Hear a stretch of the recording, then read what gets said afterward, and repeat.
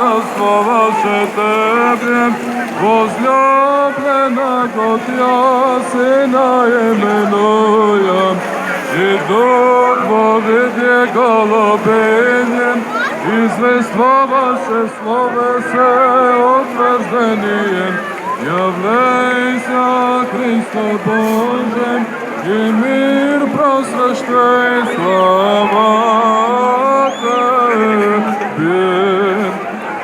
Во Иордане крещающийся Тебе, Господи, Троическое явися поклонение, родителе Бога, свидетельство ваше Тебе, возлюбленого Тя Сина именую, и Дух воведе голубинем, извество ваше слове се утверждением, являйся, Христе Боже, и мир просвещай, слава Тебе.